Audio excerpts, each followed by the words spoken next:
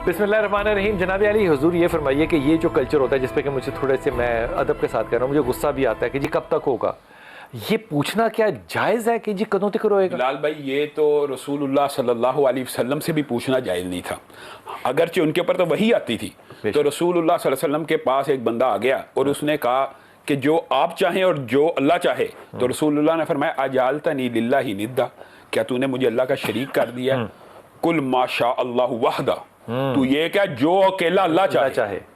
तो रसूलुल्लाह सल्लल्लाहु अलैहि वसल्लम ने अगर ये बात कह दी है तो और फिर रसूलुल्लाह सल्लल्लाहु अलैहि वसल्लम ने आपने जो बात की है ना उसके बारे में सही हदीस है कि जो किसी नजूमी के पास गया, काहन के पास गया, अर्राफ, ये तीन लोग यही काम करते हैं ना, बताते हैं कि ये आपका ये काम इस वक्त होगा, ये काम इस वक्त हो गया, उसकी 40 दिन तक नमाज कबूल नहीं और उसने रसूलुल्लाह पूछने वाले की और उसने रसूलुल्लाह सल्लल्लाहु अलैहि वसल्लम के ऊपर उतरने वाली शरीयत का इनकार कर दिया।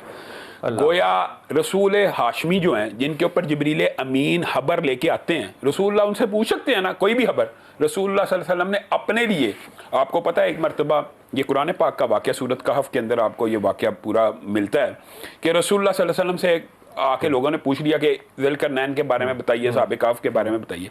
रसूलुल्लाह के मुंह से सिर्फ ये जुमला निकल गया, मैं तुम्हें कल बता दूंगा, मैं तुम्हें बता देता हूँ। इंशाल्लाह नहीं निकला, सिर्फ इंशाल्लाह नहीं निकला। ये कुरान पाक की आयत है, वला तकूलन्ना, अल्लाह ने कह दिया कि आज के बाद ऐसा नहीं कहना। और वही अल्लाह ताला, इसका मतलब है कि नबी के ऊपर भी अल्लाह ताला ने इतना स्ट्रिक्ट चेक एंड बैलेंस रखा, हालांकि रसूलुल्लाह कह सकते थे। ये स्ट्रिक्ट चेक एंड बैलेंस हमारे बाबों पे क्यों नहीं है? क्योंकि उनके ऊपर अल्लाह का चेक नहीं है, उनके ऊपर कुछ और लोगों का चेक है। जी।